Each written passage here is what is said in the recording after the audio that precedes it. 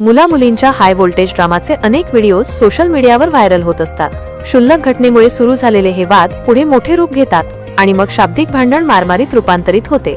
अशीच काहीशी घटना आता उत्तर प्रदेशातील कानपूर येथे घडून आली आहे. व्हिडिओमध्ये मुलींमध्ये जोरदार मारामारी होत असल्याचे दिसते. हा वाद पुढे जाऊन इतका वाढतो की दोघी मुली एकमेकींच्या जीवावर उठतात. घटना यशोदानगर येथील असल्याचे सांगण्यात येत आहे.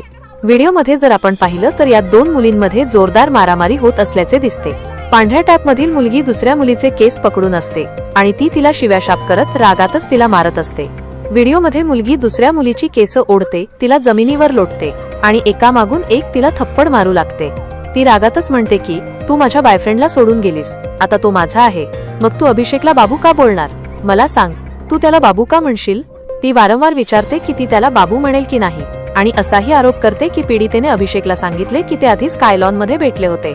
व्हिडिओमध्ये मागून आणखी काही मुली या राड्यात सामील असल्याचे समजते.